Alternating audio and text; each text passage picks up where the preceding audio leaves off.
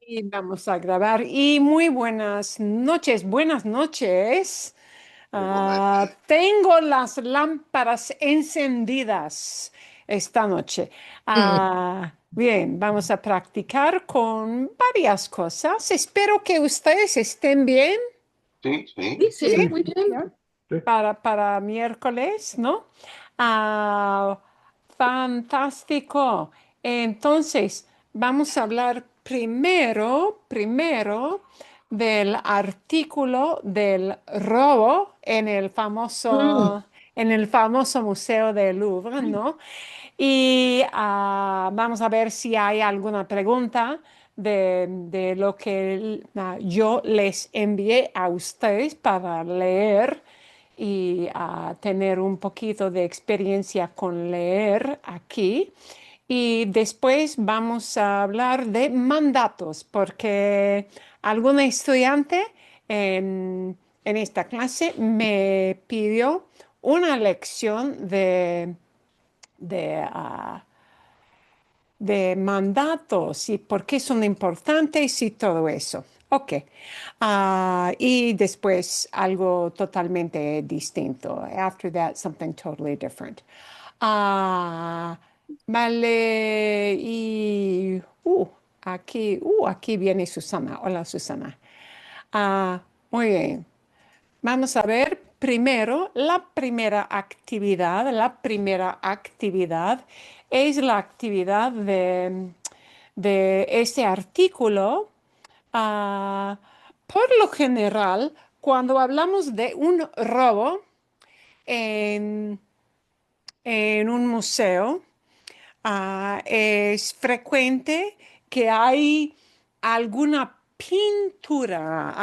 pintura famosa ah, que los ladrones toman, pero en este caso no, no se llevaron arte como pinturas, no se llevaron esculturas, llevaron solamente joyas. Y es importante porque es más fácil para el ladrón, es más fácil a tratar de vender una joya más tarde, ¿sí? Porque es posible quitar las piedras como los diamantes de una joya ujú, y entonces es posible vender las partes de las joyas, ¿no? mm, Es más fácil que tratar de vender una pintura famosa y todo el mundo sabe cuál es, cuál era el pintura famosa. Ok, pero aquí ah, quiero mostrarles, I'm going to show you guys, sí, este verbo tan importante es un poquito difícil de traducir porque lograr, aquí en la forma del pretérito, lograron. Ah, lograr es to achieve y ujú, sí, es correcto decir lo lograron, they achieved it, pero en inglés muchas veces usamos lograr como la expresión en inglés, I did it. Por ejemplo, cuando alguien corre, ¿sí? En una carrera como un maratón, ¿sí? Y, la persona que está corriendo llega al final, ¿sí? De la carrera, dice, lo logré, I did it. Cuando tu nieto de como de 4 años por primera vez ah, ata, ¿sí? Las cuerdas del zapato, ¿sí? Por primera vez, ties his shoes the very first time. Dice, lo logré, I did it. Ok, entonces muchas veces usamos este verbo especialmente en el pretérito como somebody did it. Wow, they did it. How did they do it? Ah, ok, entonces, técnicamente, cómo lo lograron aquí quiere decir how they achieved it, pero diríamos en conversación normal en inglés, how they did it. Sí, así que, bueno. ¿Y cómo lo hicieron? Sí, esto sí, una sierra circular, a circular saw. Ah, Oh, Oh, wow, sí, una sierra circular, a circular saw. Un camión de mudanzas, a moving truck, una escalera, pero una escalera eléctrica, sí, como de construcción, y una sierra circular. Lo sorprendente, the surprising thing, lo sorprendente fue que lo lograron, they did it, lo lograron en como 10 minutos, menos de 10 minutos, ¿sí? mhm. Comenzaron a las 9:30 de la mañana y bueno, y terminaron a las 9:38. Lo lograron en 8 minutos, porque dice aquí a las 9:30 a.m., 8 minutos después de su llegada, 8 minutes after their arrival, los ladrones huyeron en dos potentes motonetas, motorbikes, ¿no? Motonetas que los esperaban afuera, that were waiting for them outside. ¿Y por qué usamos aquí el imperfecto que los esperaban, that were waiting? That's the scene we're setting. There were motorbikes waiting, already ready to go. See? Y huyeron. They fled when those motorbikes just were sitting there waiting for them that whole time. Bien, ok. Y aquí tenemos el uso de llevar de la semana pasada, ¿sí? Se llevaron joyas. They made off with jewels, ¿sí? Tierras, aretes, earrings, ¿sí? Y collares and necklaces. Y claro, las joyas, las coronas, los collares fueron joyas. um, Joyas de la Casa Real, the Royal House, la Casa Real de Francia, hmm. de Napoleón y, y otras personas. Y bueno, entonces, ah, bien. Marilyn, why does it say they made off? Oh, solo say llevaron, I think is what it was. Sí, sí, sí, sí, sí, sí, sí, sí, sí. Ok, vamos a ver. Buena pregunta. Porque es aquí, estos, sí, Yes. Pat, solo se Yeah. llevaron joyas. They only made off with jewels. O podríamos decir, they only took off with jewels. They only made off with jewels. They only stole So what jewels. does the say stand for? Llevarse in this case is that idea of stole. Yeah. It makes it from llevar, carry, or transport into took off with, made off with. Took it Okay. along Oh, with oh, themselves. oh. So it's reflexive in that sense of taking In it that for sense, it's yourself. reflexive. Oh, Yeah. okay. All right. That All is right. not the That's most common use of llevarse. The most common use of llevarse would be, in a happy sense, to talk about llevarse bien, to get along with, Hmm. well, o llevarse mal, to get along with not so well. Yeah. Llevarse is more frequently used to talk about getting along with. Get along well, not get along well. But when they're talking about se llevaron joyas, they took off with. Okay. But it is reflexes. They themselves took off with. It, Okay, it, that's okay. they took off with es como robaron. Okay. Yeah, All they right. Got robbed. it. They Okay, thank you. stole. Yeah, it's a special use of llevar. And it won't always be, that takeoff with won't always be so dramatic.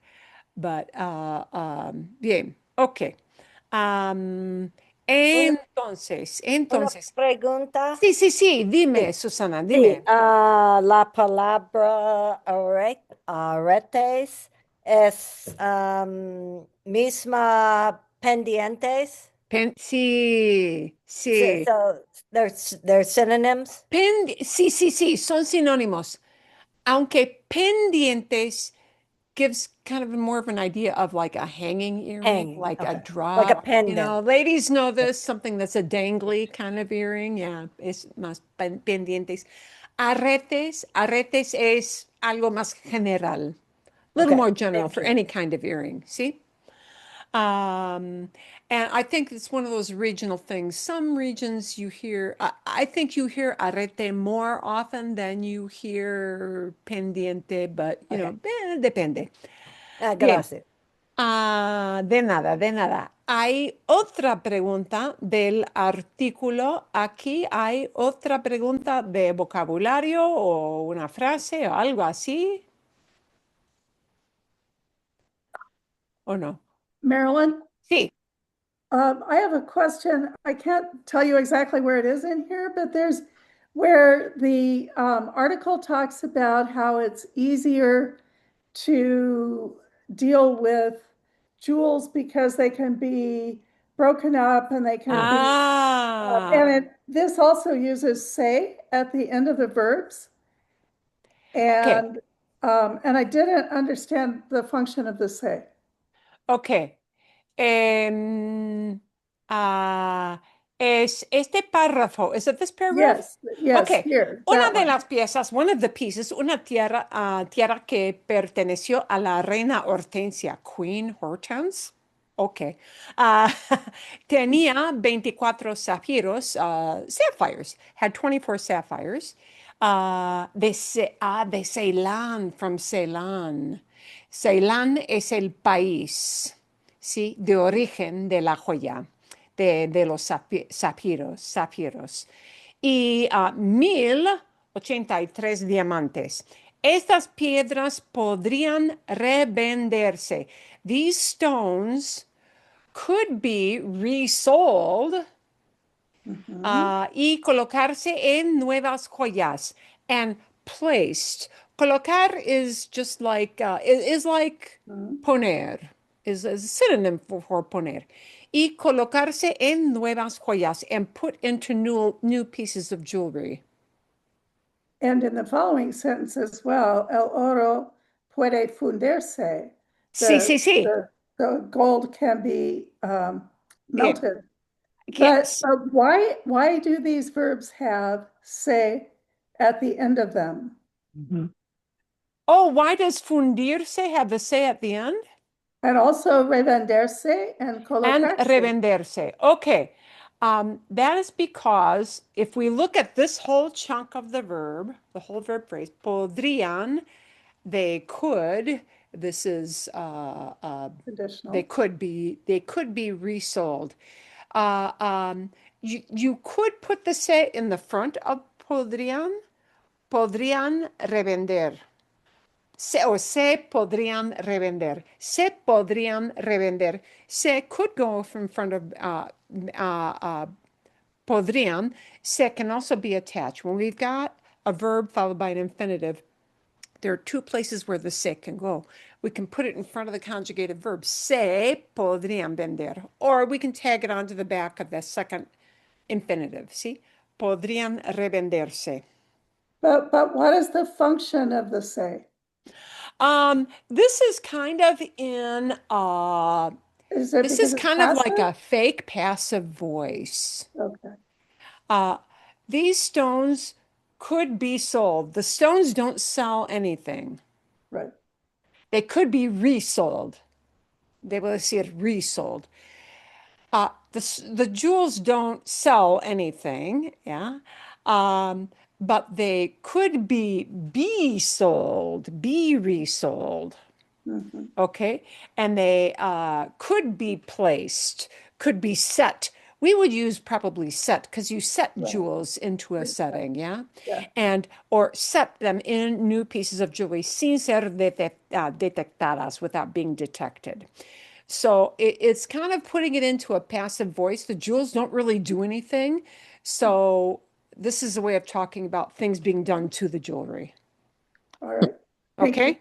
But we don't really tell who did it. We don't say the okay, active voice would be los ladrones podrían revender las Sí. joyas. The Yeah. thieves could resell. That would be what we call active voice. We tell who does it, ladrones, and then we conjugate the verb for that person. But here, piedras, the stones, can't physically do anything.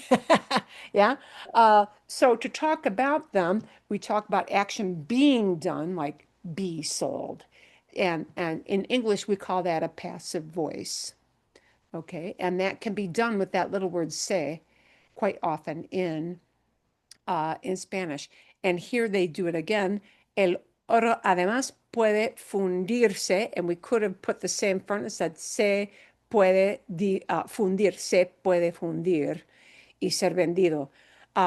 The gold, besides, can be melted down and be sold. Eso es. Okay. Harold, The jewelry doesn't do anything. It's being acted on. That's what we call passive. Sí, perdón, Esteban. okay, to go back to the question, is it possible to say um, uh, uh, uh, las ollas uh, pueden revender and leave out the se? Is that se required? That set is required to get that passive idea But because the if you don't jewels want, don't really sell anything. They're not pero, people. They can't sell. los ladrones pueden vender. Then you can, yeah, then Then you it's can skip the active. say with if if you See, plug yeah, in ladrones. because that drives me crazy. Because you se habla español aquí. I mean, Sí, it's sí, sí, es exactamente así, yeah, sí. and I understand that, but I would never talk that way. Maybe this is what Christina's saying Mm, about the jewels. The thieves are going to sell them. They're going to break them down and get rid of them. yeah, that's right. And that's it. But this is exactly like the se habla español. Exactly like seeing a sign. I mean, Sí, sí, it's the same use. Se renta for rent. See? Se venden zapatos, shoes for sale. The shoes don't sell anything, but right. they are being sold. They're being acted on. Passive voice means the subject of the sentence, which normally does something. The subject is really just sitting there. Yeah. Uh, uh, and somebody who is nameless, by the way, who is nameless, is doing something to that thing that we're actually using as the subject. All right, that's what passive voice means. It means passive. The subject is passive. It doesn't do anything. A jewel can't sell something, but it can be sold. And that's the idea behind that say. And this is a really common use of say. Sí, Carlitos. In the fundamentals territory, if you'll excuse me, if I was doing that same sentence, I mean, I understood it when I read it. If I was writing it, I would have used estar instead of ser because Ah, the thing's being changed right before our eyes. yeah. Um, you can use ser, es vendido, it is sold. That is a true passive voice. True passive voice is ser with the vendido. Es vendido, it is sold. ¿Sí? Este producto es vendido en tierras importantes de la nación. This product is sold. But you know, the tendency of Spanish is not to do that very much. It's to say, este producto se vende. Yeah, it's more common in Spanish to hear it expressed as, este producto se vende. This product is sold.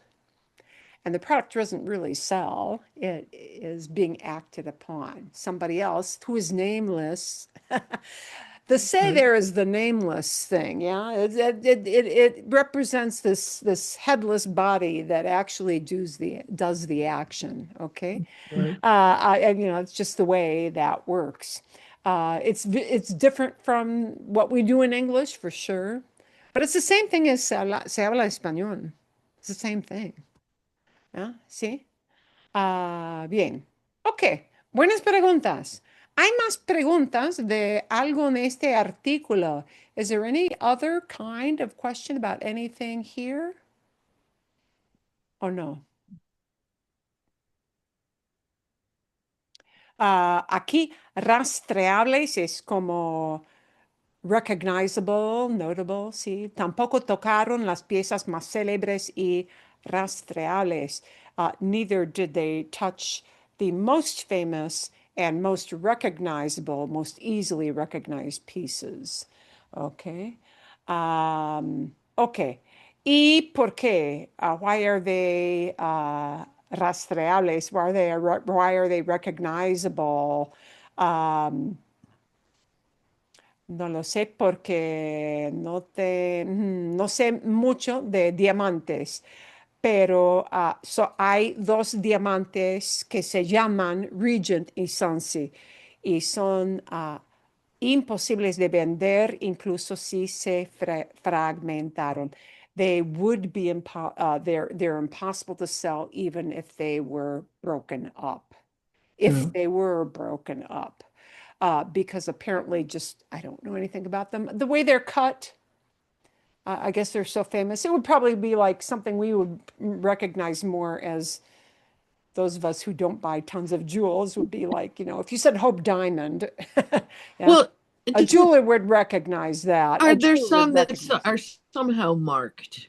So, Uh, Me the imagino, newer ones, they've got some way of identifying them, and me that's why they imagino, can't sí. be split Y, off. And y se dice que, aunque no tuve tiempo hoy para leerlo todo, pero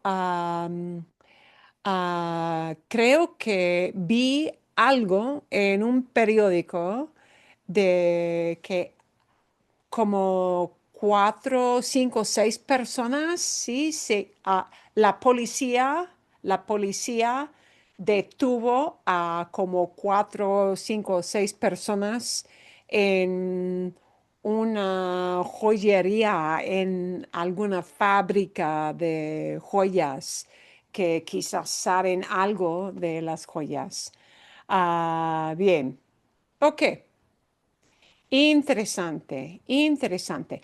Otra pregunta de esto, ¿o no? No. Ok. Y, y ok. Lo que me hizo reír, what made me laugh, sí. Hablaron de otros robos en otros museos, sí. Y esto es bastante famoso. El grito, ¿sí? El grito de Munch, ¿sí? Es la pintura del hombrecito, ¿sí? Con las manos en la cara. Yeah. Sí, se llama el grito, ¿sí? Es una pintura moderna y alguien se llevó la pintura, el grito, y tardaron menos de un minuto, they took less than a minute, sí, para robar la pintura y dejaron una nota, and they left behind a note. Mil gracias por su escasa seguridad. Thanks so much for your skimpy security. Crappy. Jaja, bien. A ver.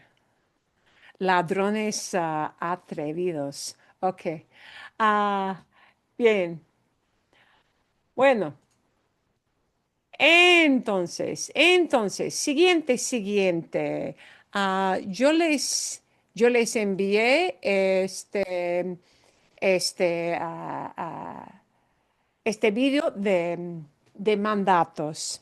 Alguien me pidió más información de mandatos, un repaso, un repaso de mandatos. Y vale la pena. ah, si eres alguien que va a visitar algún país hispanohablante y en un grupo de recorrido, en a tour group, sí, en los restaurantes, en muchos lugares, ah, se oyen mandatos. You hear commands frequently. Now, something to keep in mind, and somebody asked about this, and it is true, is that commands um, can be different in one Spanish-speaking country. It can be a little different in this sense.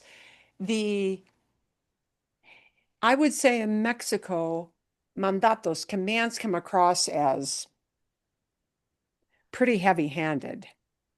And a lot of times they advise that rather than giving a command, you ask the person a question. Yeah. Instead of pásame la sal, pass me the salt. That sounds kind of in Mexico. So people tend to, in order to soft pedal it, not even use a command. They'll say, me pasas, will you pass me? Me pasas la sal, me pasas la sal. So that being said, oftentimes you're still going to hear commands, all right? And a lot of my teenage students be very puzzled about what a command even was. Why do we even need to know this? Well, we need to know it because in Spanish it will take a different form. The verb takes a different form. Shoot, there come conjugations again. And this is a different mood in Spanish.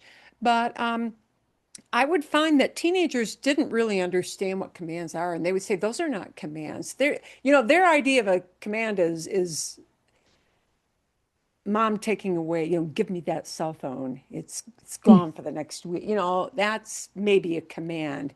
But all kinds of things are commands, and a command that doesn't come across as this is a simple command like, "Oh, look." Yeah. So, yeah. So commands like that are used all the time. And so, it's good to recognize that somebody's telling you to do something. Yeah.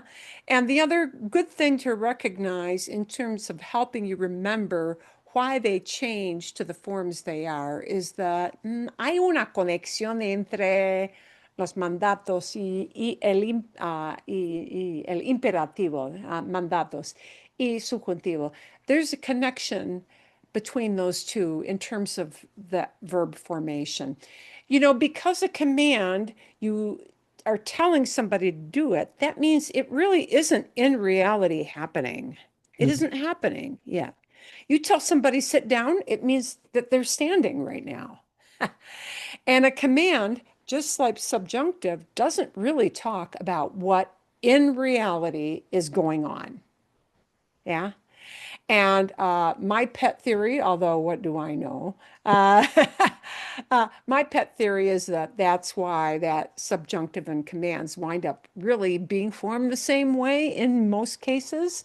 In many of the cases, not 100%, but in many cases, because it's not an activity that in fact is really happening yet. Okay, so even though that activity could snap and happen in a second's time, it's just the way it is. Presente, present, is used to describe what actually is happening, a part of our real world, something that is going on. Okay, the reason that the video I gave you was a good introduction is that usted commands and ustedes commands are supremely consistent. Okay, they're consistent in this way. If I tell you sit down or don't sit down, it uses the same kind of command. And that will not happen with tú. So that's why you didn't get a video on tú. Because oddly enough, tú does two opposite things for commands. So we're not going to start with that. We're starting with usted, repaso de usted. But it's formed the same way as what you recognize as subjunctive. So think of it as it isn't really happening yet, okay? Because that's the correct way to talk about it. You can't go wrong when you start with yo. In the yo form in presente, in present, the yo form is not the command itself. The yo is your starting point so that you can make a command. And if you start with yo, you can't go wrong because yo forms have stem changes. If it's in one of those funny go verb categories like vengo, salgo, tengo, you can't go wrong because you've already got that funny go thing. Yeah. You already have a stem change. Like cierro, I'm closing. Cierra la puerta, right? Okay, so you can't go wrong when you start with yo. And once you start with the yo verb form, all you do from there is get rid of the o at the end and use the opposite ending from what that verb is. So AR verbs get e endings, and ER-IR verbs get a endings. Okay? Entonces, so then, entonces, vamos a practicar. We're going to just practice with the usted and ustedes, and we'll get to the tú later on. Usted and ustedes are commands. Ustedes for one person, ustedes for a bunch. Ustedes formal, okay? So somebody who doesn't know you from Adam is very likely to use an usted command, especially if you're an older person. Yeah? If you're telling a kid to do something, you're not going to use usted with them because tú is for kids. Usted is to be polite. It's at our ages, they're going to use usted with us quite frequently. So if we apply this rule of start with yo and pass through, we're going to see how these common things come up as commands. ¿Alguna pregunta? Carlitos, did I hear you? No, no, no, no. No, okay. Okay. Entonces, pasar. Pasar. When somebody says, come on in, the guy waiting in the store, or the guy, they're opening the post office for the day, or they're opening they're opening a museum for the day, okay? And somebody says, come on in. If there's only one of you, they're going to use the slave command. So we start with paso, we get rid of the o, and then we go for the opposite vowel. So it becomes Pase. pase, Pase. pase, pase. Pase, and we have more punch on the pa, right? Pase is spelled the same, but it has an accent mark on the end. Pase means I went in. See, pase por la puerta. I went in the door. Pase, pase, pase por favor. Okay, pase. Somebody asked also in my morning class, does it always have to have a por favor if it's a command? Not necessarily. It might, but if they're in a hurry, maybe it won't. If they're in Spain, they probably won't, because in Spain, it's like, let's move it, people. That's the feeling, commands come fast, fast, fast. Okay, pase, all we do it is add an N for an N, una N, an N, to make it into the sedes command. So a bunch of you are standing there and you want them to come in, it's pasen, pasen, pasen, pasen, pasen, por favor, okay? Vale? Bueno, okay. Walk this way. We start with camino. Camine.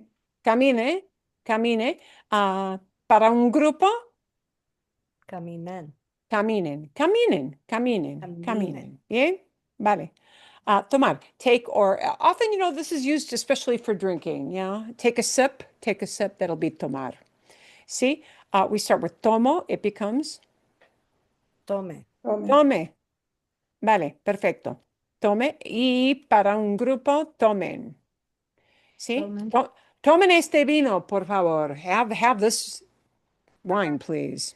Okay? Cruzar. If we talk about crossing the street. Cruce. Cruce.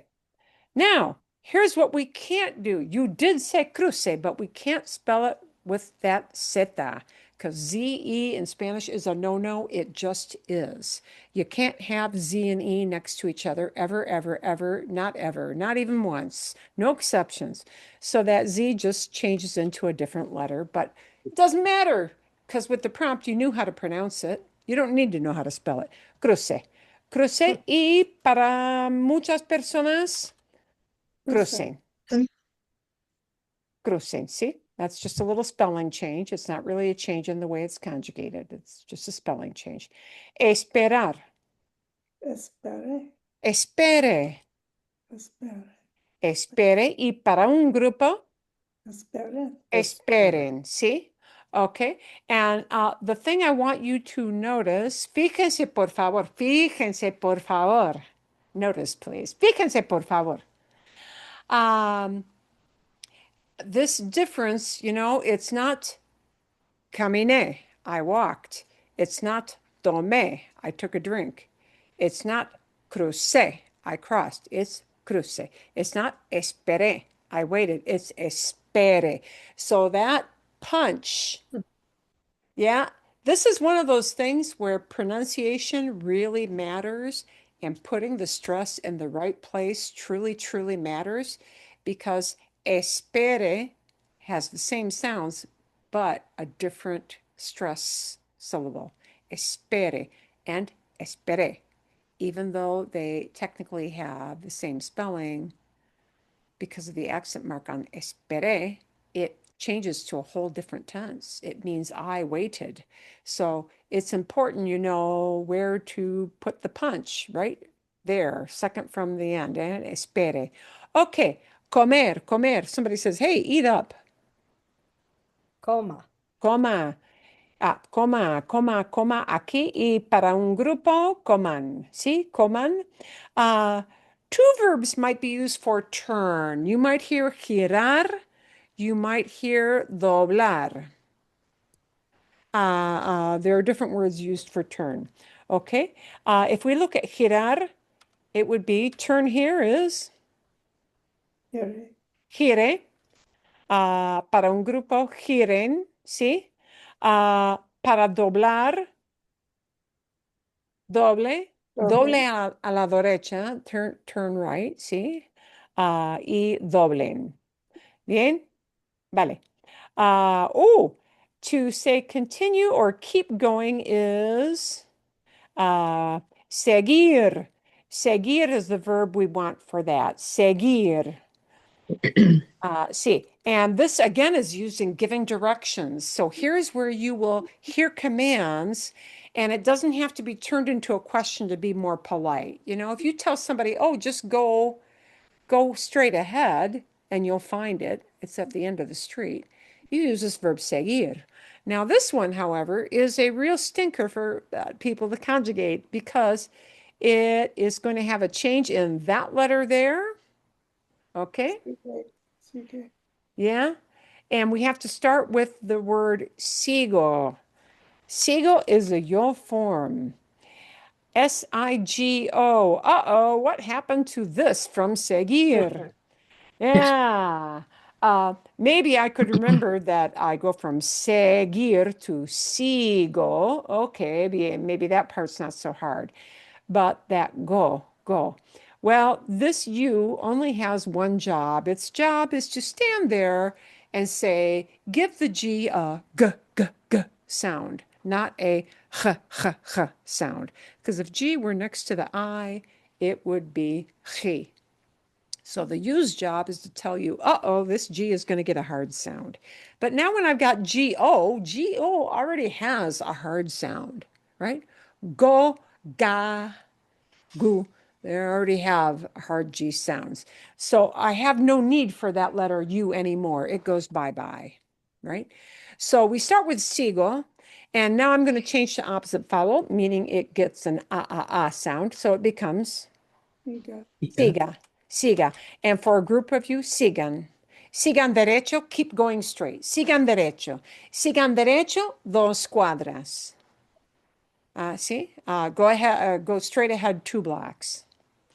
Bien. So these kinds of things are commands that are not considered pushy. They're just telling you what to do if you ask for directions, right?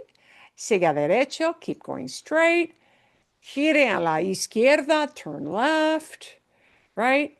Uh, hey, eat up. Yeah. They're just friendly, kind of short things. Uh, Park over there, estacionar becomes Estacioné. estacione, estacione, Estacioné. estacionen. Probar if you want to, they want you to taste. They've got little like servings, little sample servings of some little hors d'oeuvre, right? We start with pruebo. Pruebo is the yo form. We need to know there's a stem change in there. Just like there was a stem change here, except it's going to be a UE stem change here. So taste this will be Pruebe. pruebe, pruebe, prueben. ¿Sí? Bien. Vale. Now we get to a hard one. Decir. Hmm. Uh, Decir, the yo form is digo, right? Mhm. Digo. So commands are going to look like digo, except they're going to get an at the end. It becomes Siga. diga, right? Siga. Diga and digan. See?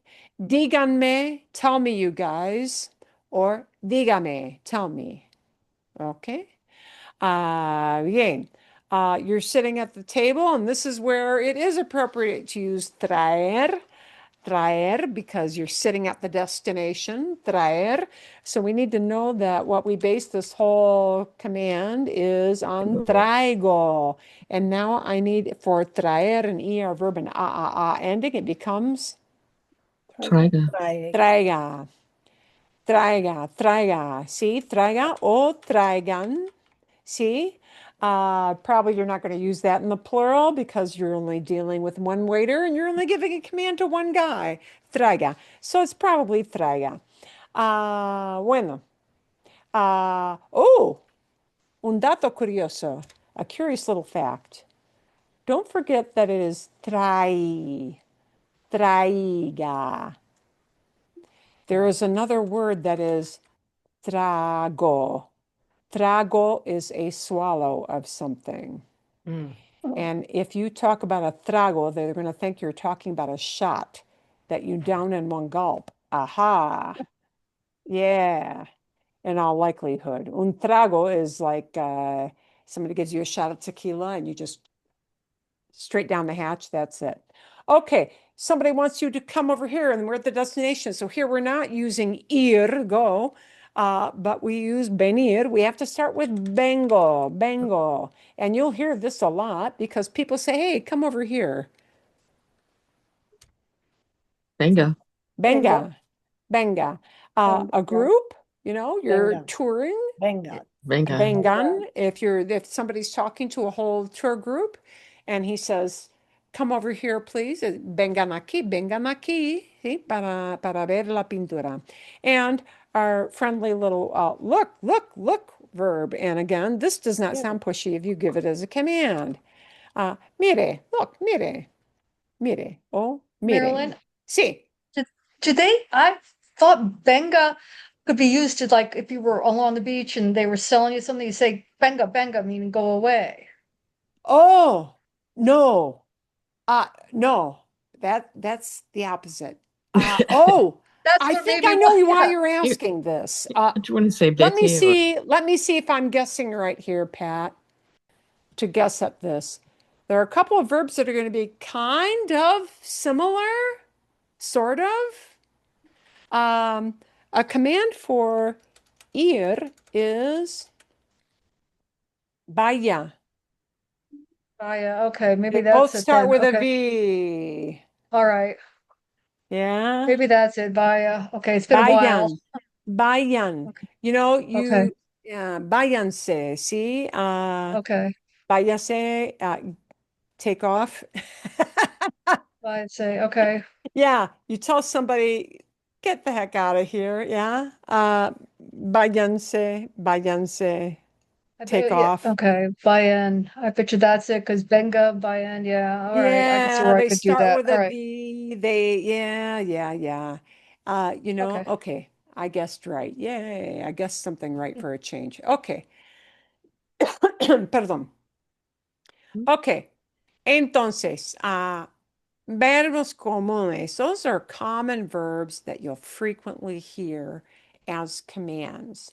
And again, this doesn't really there's such short bits of communication that they're over with fast. Sí, Cristina. So just a quick question. So the present tense of first person singular for ear is boy. So the baya is irregular. Ah, sí. Eso, sí. Uh, most commands are formed this way. The vast majority of them. There's a really small category of commands that are truly called irregular for usted and ustedes. Actually, I'm going to share with you a file that will have the whole 9 yards. It will have everything. Um, in other words, like you would hear this and you think, oh, Bengo, it's an irregular, but that's really not an irregular command. That's considered regular. Why? Because the rule is start with yo, cut off the O, use the opposite vowel. And that follows that rule. So benga is not considered an irregular kind of thing. Here are the verbs that would be considered irregular for usted commands. And I have to be specific about that. For usted commands, and I will say for negative tu commands as well. Yes, I have that right. For negative tu commands as well. Okay, so irregulares. They are the verbs that fall into dishes. Oh, Oh, Ah, subjunctive dar, phrases, it's dar. dar. Yeah, dar. D for dar. Okay, and why can't I can't start with that to get to the command. Shoot, the command doesn't use that. So this is considered irregular, but it does use an opposite vowel. So it will be this, de. Mm. And it'll have an accent mark in writing so that you know it's a command in writing because that word de is used so frequently to mean of or from. But now, of course, when you say it, you just have to make the connection from context, right?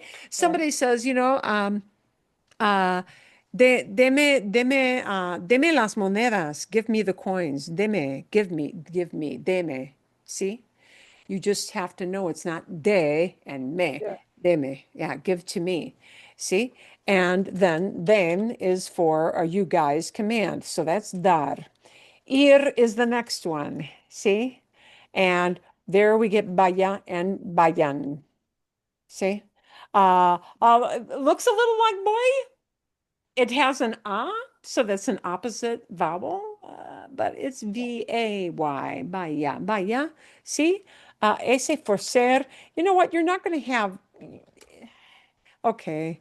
Uh, sea, sean. Bien. But, you're not going to hear that as often as you hear something like that. That you're going to hear as a command all the time. People use that to order stuff quite often. Deme una cerveza, give me a beer. Deme una cerveza, por favor. Probably there you want to add a por favor because you're asking for service. Yeah, and you don't want to be heavy-handed. But, ser, like, be nice, be this, be that. You're not going to hear that very often. But, okay, it exists. H is a ver.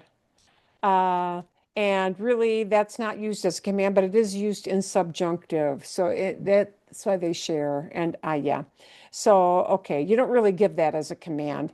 Estar, because again, I've got estoy. And notice the pattern here. Doy, voy, soy, estoy. All those end in Y. They don't end in O. That's why these are irregular. They don't follow the pattern. But it is este or estén. Y ese o saber. And that one is a real, really oddball, sepa y sepan. And these, uh, these you hear more in subjunctives and less in commands. Because people don't really give commands with these four very often, but they fit in that irregular category. These, however, you hear a lot as commands. It is very frequent to tell somebody to go away or go to the store, right? Or go somewhere or to give something. So those are the ones that are considered irregular as commands for usted, for ustedes, for negative tú, because very shortly we're going to look at tú as a great big package. ¿Sí? Bien. So usted and ustedes are the easy commands to review. Bien? Yeah. Um, They sound like subjunctive. They're formed the same way you form subjunctive. Okay? Sí, Susana. um, I've heard the phrase vaya con Dios. So is that kind of like a command, you go with It's God? go with God. Yeah. Be protected. Oh, Uh, uh, it's also in a way kind of subjunctive. May Mm, you go with God? Which yeah. is it Yeah. really? mm, The spirit is the same. Okay. The spirit Got is the same. Yeah. You're telling, may God protect you. It's it. Mhm. just a very flowery way of saying that. Super fancy, super flowery way of saying that. Okay. Bien? Sí, Okay. gracias. Vale. Now, commands. Commands are a piece of work. So here's where command, oh, perdón, Carlitos, sí. You're on mute. you're muted. Oh, sí.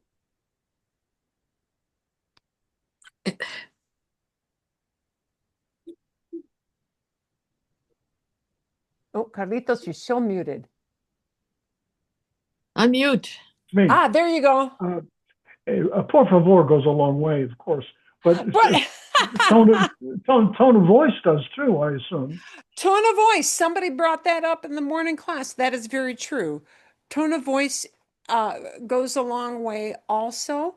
Uh, and with okay, I will show you here because honestly, if somebody comes in, they may not use a por favor.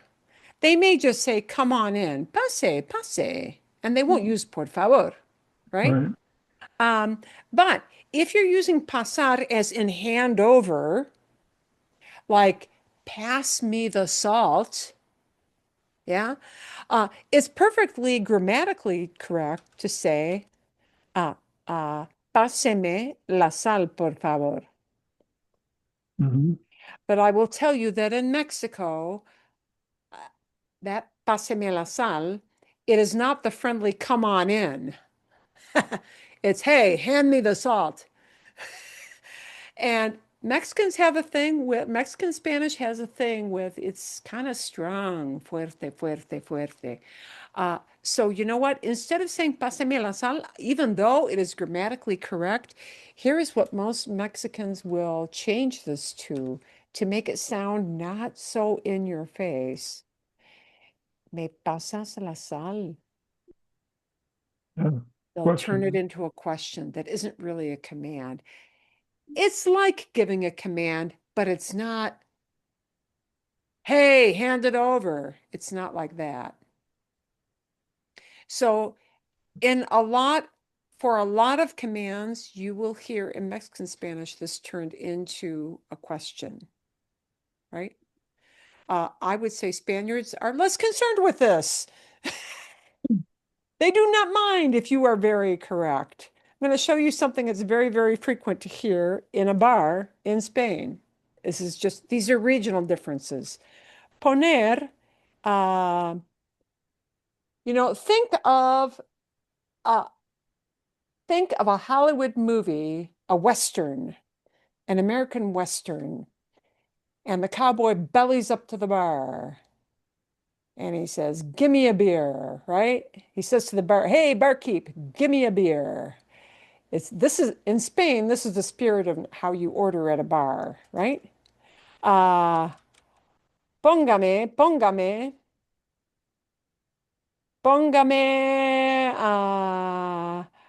una Cerveza. cerveza. Póngame una cerveza. Hey, put it in front of me. Póngame.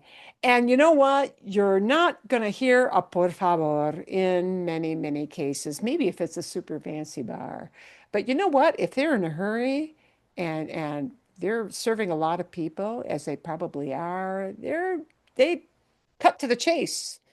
And so, you know, it kind of depends on where you are. You have to listen for those cultural cues, but that's how it's going to be. Hey, put a beer in front of me. Give me a beer, right? Uh, Mexico, and you say, yeah, póngame. I'm sorry. it, in Mexico, it's See, me da, me yeah, da but una cerveza. if you say póngame una cerveza, you'll have to get hit over the head with a bottle. You might, yeah. So you got to be aware of this. It depends. So, you know, in Mexico, me da una cerveza is instead of saying give me a beer, yeah, they'll make it a question. Me da una cerveza, would you give me a beer? See? Marilyn, maybe Sí. because I'm lazy and it drives me crazy to have to use my mind, I would use I would say, as opposed to using a command in the places where I've been where they speak Spanish, I'd say, por favor, puedes darme algo or whatever I Sí, want. Eh, Uh, correcto. Correct. But so, you know what? so If there's so, no emphasis. sí, correcto, correct. But you know what? A lot of times, uh, uh, if somebody is giving you a command like this, they're telling you where to cross safely. Yeah, They're dangerous. not, they're going to go to the short command because that's not being pushy. That's just telling you, hey, you got to do this. Yeah. So this is not asking for service. This is telling you what is the right way to do something so that you get to where you want to go without getting run over. Yeah. Right. Mhm. So they're going to make that short. Cruce aquí, cross here. And that's You not seen as pushy. You're not in a service situation. Mm. They're just telling you how to get there safely, right? you can also say, tienes que cruzar aquí porque Sí, sí, allí es sí, muy sí. peligroso. Sí, sí, correcto, correcto. Sí, tienes razón. You're correct.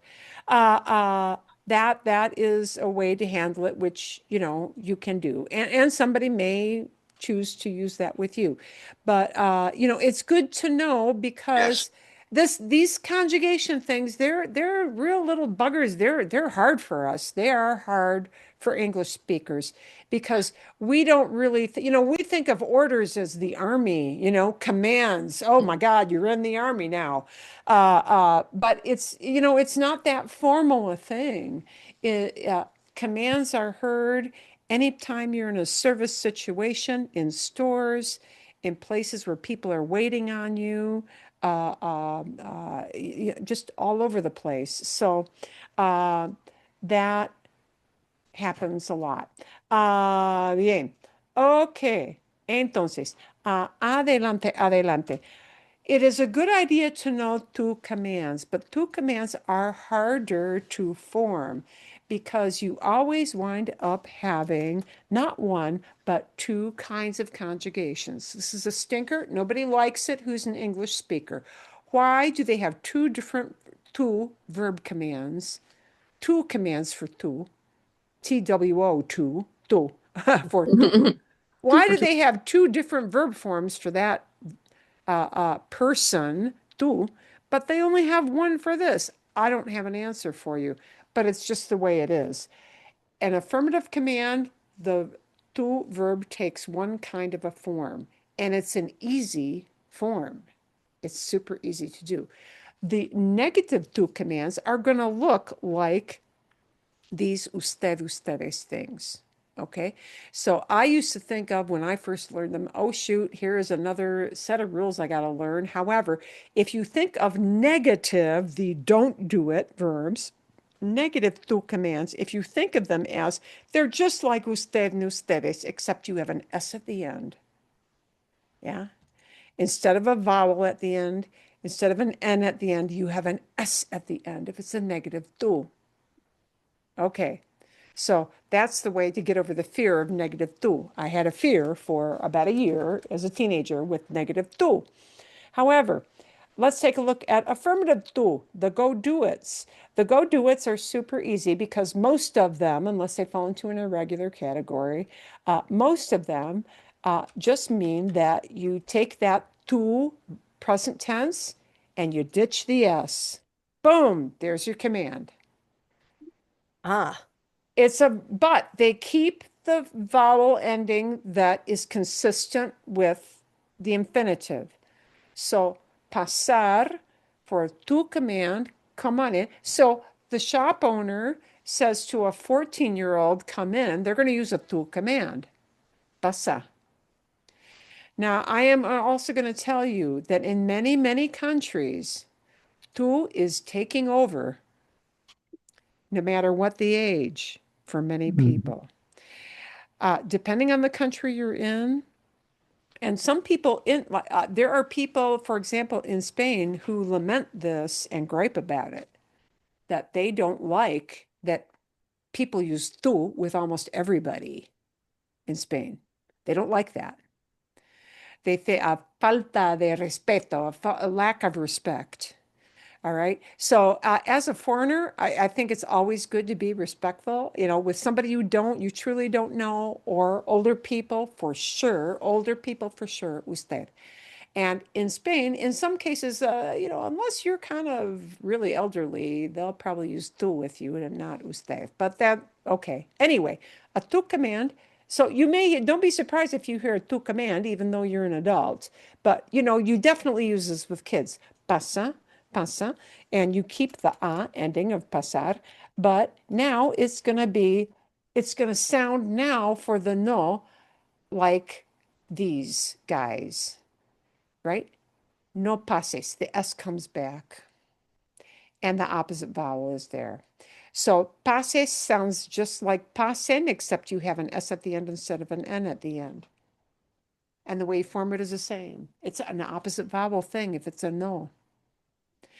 And usted and ustedes don't do that. So, why does tú do that? Nobody knows. So, okay. I can't tell you why, but that is what it is. Camina, walk, no camines. No camines. Bien. Un momentito. Okay, bien. Eat this, take this. Toma, toma. You just get rid of this from tomas. And no tomes. Opposite vowel, and the S comes back. No tomes. Bien. Okay. Cross over here is cruza. We get rid of the S from cruzas. Cruzas, see, cruza. But now it'll sound just like the usted and ustedes. No crucen. No, perdón, no cruces. I'm looking at my crucen here. No cruces, no cruces. Bien? ¿Vale? Okay. Wait. Espera. Espera, wait. No esperes. Opposite vowel, the S comes back.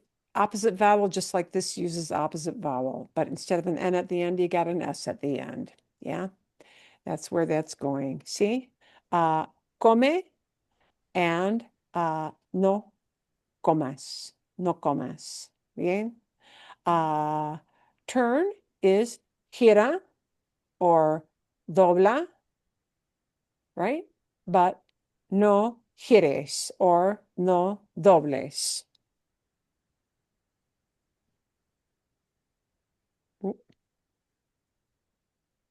Bien, ¿sí?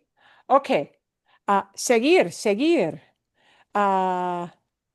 Sigue, keep going, right? No sigas. Okay. Estaciona. No estaciones. Bien. Prueba becomes, or pruebe, for tu command becomes prueba. No pruebes. Bien. ¿Vale? Bueno, okay, now we get to a stinker. Okay, if we take the to verb and just drop the s, you would think that a to command for decir should be, I start with this and I get rid of the s. You think it should be dice, but it's not. Uh-oh. There is a Just as there you have the dishes verbs for usted and ustedes, there is a separate set of irregulars for tu affirmative. I know. Okay. But in this case, it's not very hard because that's the tell verb for tu, di. It's just that short, di. Instead of diga or digan, it's di.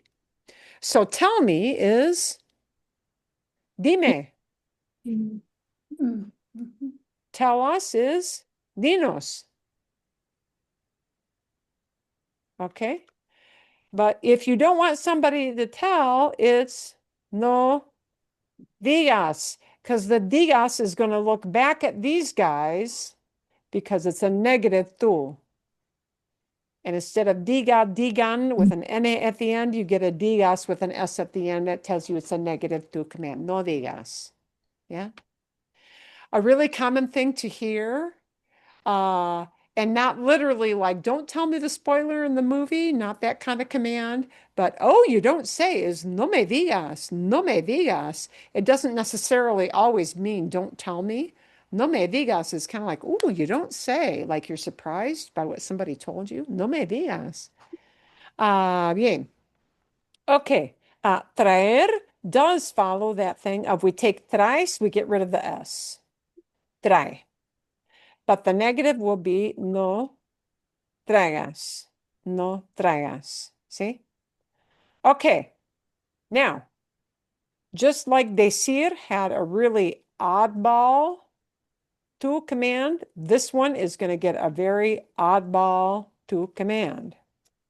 And you're going to hear this a lot. Ben. Okay? Ben. Ben is usually accompanied by this. Ben, ben, ben, ben. Yeah, yeah. Usually somebody trying to sell you something. Probably something you don't want. Ben. But pero así es, so it is. And that little hand motion is what people will they will use that. They just will. All right. Ben, and the negative looks at bengan, bengan. So it's no vengas, no vengas. See? And let's take a look at ir. Go, ir, right? You've got váyanse and váyanse. Oh, we need a little accent mark on our váyanse. Oh, it knows to put that in there. Okay. And Pat, you're not going to like this one because it's confusing again. Be is go. Be. Often you'll hear it this way. Vete. Yes. Get out. Birthday. Okay. Vete. You're going to probably hear people saying this form more. Get out. Go away. Go away. Vete. Vete. But look how close all of these are. Too many V's, yeah? Be chica, too many little V's, see? Vete, right? Be. Don't go, no vayas.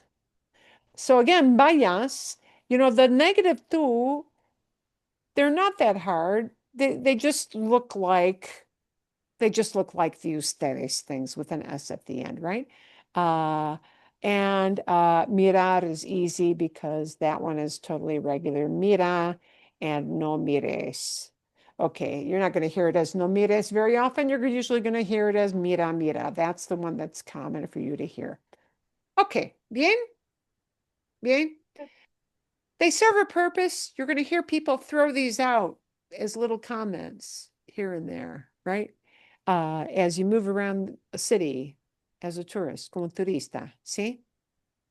Oh, okay. Since I gave you dishes, I really should end up with this. Uh, affirmative too. Irregulars.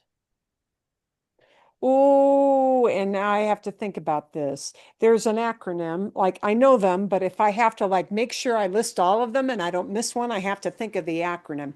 And the acronym is Vin Diesel has 10 weapons, eh? What? Yeah. Vin Diesel has 10. Every 15-year-old had to, oh, Vin Diesel. They love Vin Diesel. They love those movies. Shoot him up. Crash the cars. Vin Diesel. Yeah, yeah, yeah. Okay. So, uh, Ben, you've already seen, right? From venir, come, right? And these are the irregulars only for tu. They're not all the same as dishes. Ben Diesel. Oh, you've seen another one. Di is from decir. Uh, tell or say something, Yeah. Tell me, it's me, see. Ben di sal. Sal, not sac, sal comes from salir. And when you're telling somebody leave, yeah, you're telling somebody to leave, it's sal. You tell somebody do it now. As, that's from hacer, right? Do something or make something. Probably it's going to be do, but it might mean make, right? Ten is for tener and have. Wait a minute. How can have be a command? Have a drink? I don't know. Yeah. Hello. Ten cuidado. Ten cuidado. Be careful.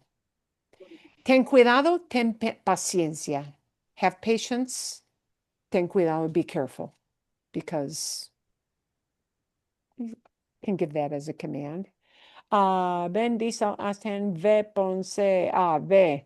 Ve from ir, and it's go. Poner becomes pon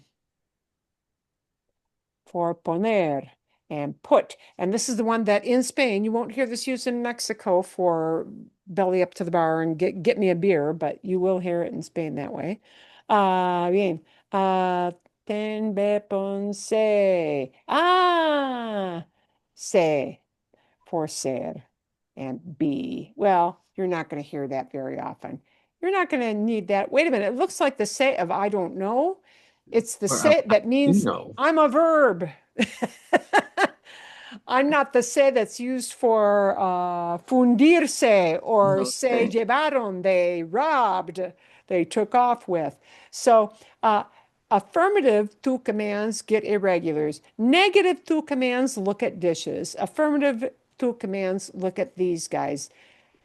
Vin Diesel has 10 weapons, eh?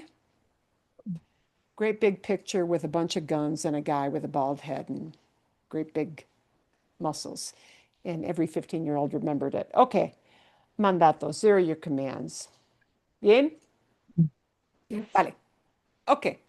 Bien, bien, bien. Vamos a terminar con algo. We're going to finish with something. Here's a little video. We're going to see how much of it you understand. This is not meant to be a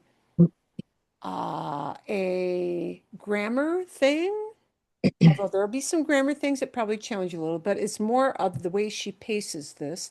La semana que viene, next week, we're going to have a family discussion about family culture. And this and the true homework video will tie in.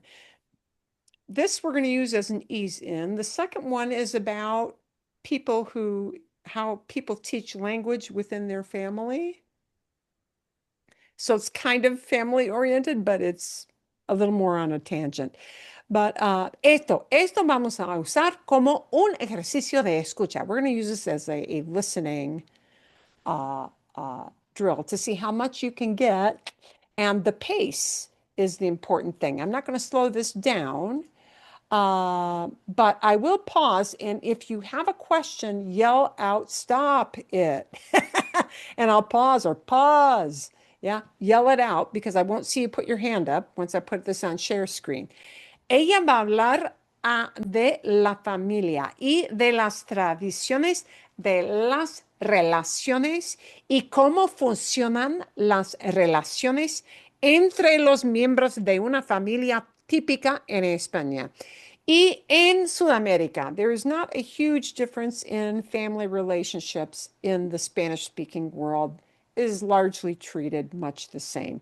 I'm going to leave the subtitles on so you can catch this because she is going to go at a slow but kind of normal rate.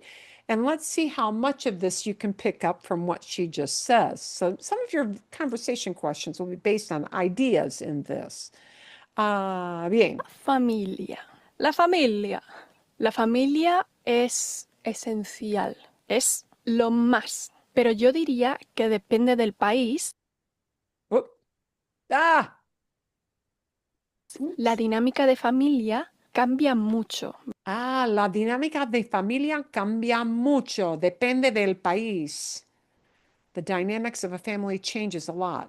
Varía mucho. It Es varies a muy lot. diferente. Yo diría que en España la dinámica familiar, la dinámica de familia es muy cercana. La dinámica es muy cercana. The dynamics is that they're very Close. close. Okay. Some people use cercana to express that. Cercana, which comes from cerca. Yeah, just a different formation of the word cerca, near. Cercana, close. Some people use unida, united. United and close, same kind of idea. Okay. Y no solo se centra en los miembros del núcleo familiar, es decir, Okay. I'm just going to give you a couple things. No solo se centra. It's not just focused on or centered on the members of what? Nuclear And family. Nuclear family. Nuclear family, meaning that little core of parents and children. los miembros del núcleo familiar, es decir, en los padres y en los hijos, sino que se centra también en los abuelos, en los primos, en los tíos. Okay. Entonces, en inglés tenemos un término como immediate family. and ¿Sí? extended family. Y extended family, exacto. La idea de extended family es esto, ¿sí? De incluir más miembros de otras generaciones, en algunos casos, de abuelos, primos, tíos. Ok. E incluso en los primos segundos, terceros y cuartos. Wow. Primos segundos, terceros y cuartos, even second and Third and fourth. third cousins.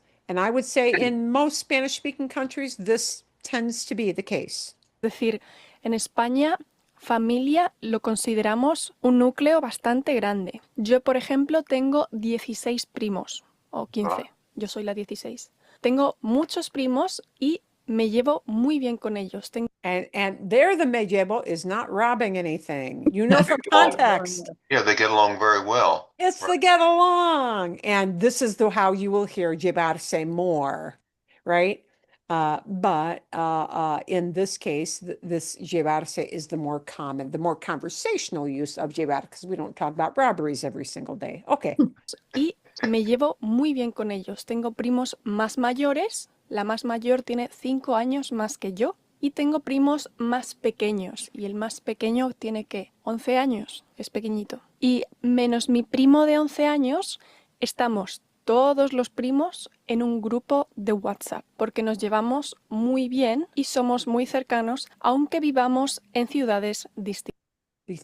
Aunque vivamos en ciudades distintas, even though we may be living in Well, with cities. Different cities, ok. Son miembros, los primos son miembros o tienen un grupo especial en WhatsApp. Y WhatsApp es muy popular en España, en toda Europa, all over Europe, really. ¿Sí? WhatsApp es más popular que un texto. You know, it's probably more popular than just texting, especially if you know the people in the group. Ok. distintas. También somos muy cercanos a nuestros abuelos. Los abuelos en España son muy importantes, son el centro de la familia. En los fines de semana es muy típico ir a comer a casa de los abuelos. La mayoría de fiestas y celebraciones en mi familia se celebran en casa de mis abuelos. And there is a passive voice. Se celebran, are celebrated. Okay. Yeah, are celebrated. A party doesn't celebrate. It is celebrated. Other people are celebrate the party. See, se celebran, are celebrated. En casa de mis abuelos. Por ejemplo, la Navidad. La Navidad se pasa en casa de los abuelos. Si tienes dos sets de abuelos, los abuelos por parte de madre y los abuelos por parte de padre, el 24 de diciembre los pasas, por ejemplo, con tus abuelos maternos y el 31 de diciembre pasas el año nuevo con tus abuelos paternos. Divides.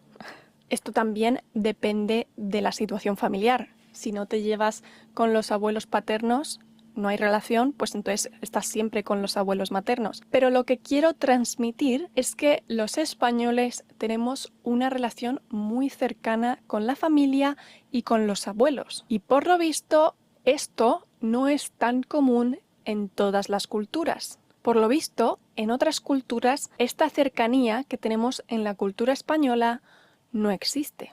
Ok, entonces, lo que ella quiere decir es que en algunos países de Europa, a veces la familia no tiene una relación tan cercana como en España. Pero hay culturas parecidas. There are similar cultures y va a hablar de eso. Cuando estuve en Corea, una amiga me habló de cómo eran las relaciones familiares en Corea. Y de nuevo, a lo mejor esto es generalizar. And maybe this is generalizing. She's going to emphasize her experience with a friend in Korea. Maybe not everybody is like this. No es el caso de todas las familias, pero ella me explicó Her friend explained to her. She's talking about her friend from Korea, ¿sí?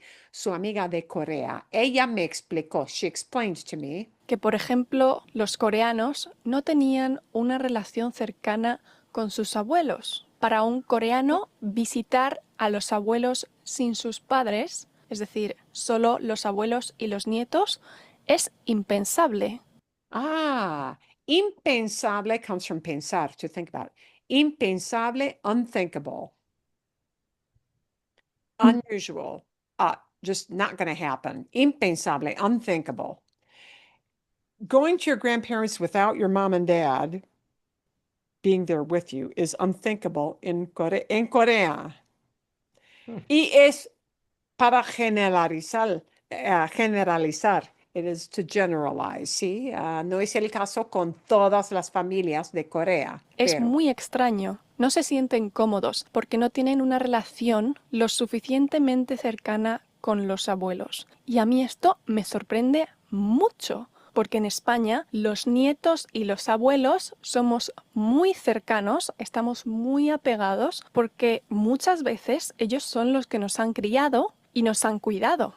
and she explains why they're so close with grandma and grandpa. Ellos, los abuelos, son los que, are the ones that, son los que nos han creado, the ones who have raised us, y que nos han cuidado, and the ones who have taken care of us. ¿Ok? Entonces, los abuelos tienen un papel, they have a role, tienen un papel en la familia de cuidar a los nietos mucho. Es la costumbre por lo general en España es que los abuelos pasan mucho tiempo cuidando a los nietos.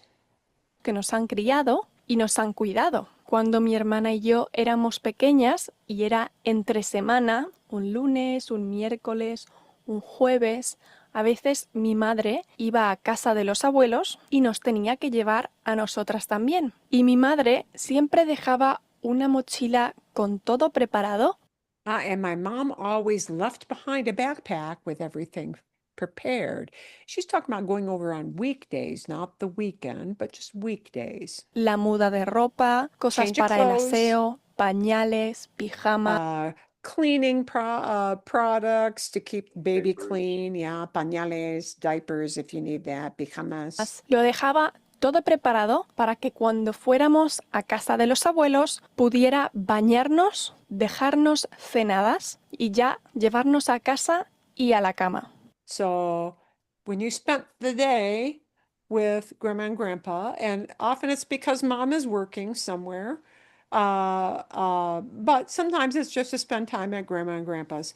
You know, they do the bathing and playing, and they give them food, and you get them, you know, you read them their bedtime story and all that good stuff. And, you know, you're probably putting them in their jammies just so they're ready to go to bed right away when they go home. So Y that's los the fines de normal routine. semana comíamos en casa de la abuela y nos quedábamos toda la tarde jugando con los primos. Entonces yo diría que la familia en España es muy cercana. Y no creo que solo sea una cosa de España. Yo creo que también hay culturas similares, como por ejemplo las culturas mediterráneas. Yo creo que los portugueses, los italianos, los griegos somos muy similares. So she feels this is a Mediterranean thing, ¿sí? Portugueses, españoles, italianos, y también griegos, even extending it out to Greece. This is the way a lot of these family units in Mediterranean culture work.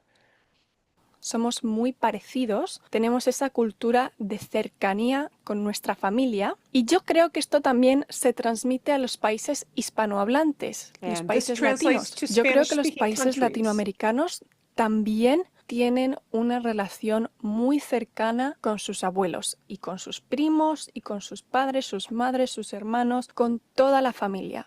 Yo creo que es una cultura de cercanía. Otra cultura que no es cercana. Hace poco me enteré de que los holandeses tampoco tienen una relación familiar muy cercana. Son And she's got a Dutch friend who told her, not that way where I grew up. It's not the way we were with grandma and grandpa. We weren't so close. más desapegados. Y esto me lo ha dicho una holandesa. No me lo estoy inventando. Pero I'm mi not amiga inventing it. holandesa me explicó que en el país los jóvenes cada vez son más independientes, cada vez se separan más de sus familias. Y me parece una pena porque tener una relación bonita con tu familia es tan, tan, tan genial, es tan bueno, es tan dulce saber que hay alguien que te quiere incondicionalmente. She kind of laments that her Dutch friend doesn't have this close relationship. And she says it's such a nice relationship, knowing that there's somebody, saber que hay alguien, knowing that there's somebody who loves you unconditionally, que te quiere incondicionalmente, who loves you unconditionally. Y saber que hay alguien que está rezando por ti, Knowing that somebody is praying for para que you, todo te vaya bien, que so that everything goes well with you. hay alguien en que puedes confiar para lo que necesites, Knowing that there's somebody that you can trust or confide in for what you need.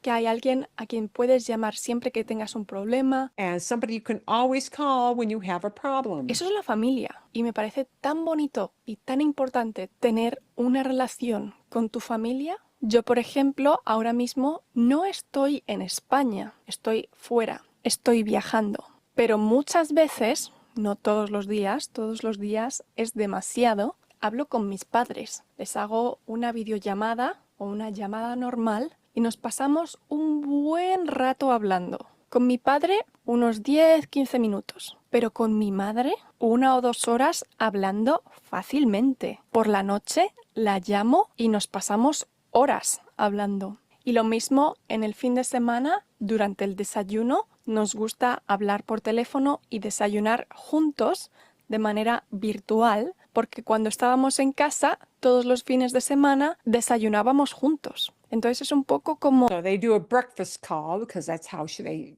would spend breakfast time together. mantener ese desayuno conjunto. Pero no siempre fui tan apegada a mi familia. I was not always so attached to my family. Yo me acuerdo que cuando era un adolescente, I remember that when I was an adolescent, quería ir a mi rollo. I wanted to do my own thing. This is all just very slang. Ir a mi rollo, a mi bola. I wanted to do my own thing. I wanted to go off on my own. Quería ir a mi rollo, a mi bola. A mi bola. Pero este sentimiento con el tiempo cambia, ¿no? But this feeling with time changes, right?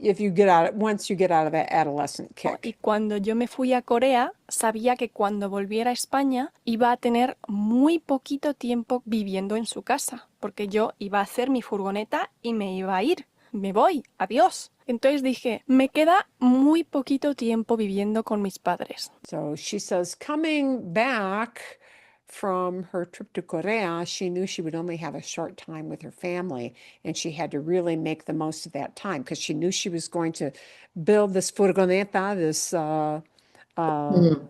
that little van life thing, and she was going to be off on her own. So she tried to relish that time she had with her family coming back from the student trip to Korea. Voy a disfrutarlo. Voy a aprovecharlo enjoy it. al I'm máximo. gonna take Y fueron advantage of it. un año, 2 años que disfruté de mi familia tanto, los quise tanto y los quiero tanto, pero todos los días les daba abrazos, besos, les decía, vamos a jugar a algo, vamos a ver una película. Y estaba todo el día, honestamente, acosándoles, porque no dejaba de sobarles, de tocarles, de besarles y de abrazarles, así, achucharles. ¡Uy! I just wanted to Hasta love que them ya up and hug them. me dicen, déjame en paz, Laura. Y ahora mismo que estoy lejos, pues echo mucho de menos achucharles y darles un buen abrazo. I miss Pero todo hugging en la them. vida es un balance, ¿no? Life is a balance. En algún momento dado es verdad que hay que salir y ver otras cosas y en eso estoy. Pero volveré a casa y volveré a reunirme con mi familia y a quererles mucho, mucho, mucho, mucho de manera presencial. Y eso ha sido todo. Ok, bien. Ok, tengo algunas preguntas que les voy a enviar en el email, ¿sí? So I want you to rewatch that again and kind of savor it. A lot of our conversation is going to be revolving around family type questions. And the second video you're going to get for listening totally on your own is going to talk about learning language in a family. Ooh, que es interesante. Bien.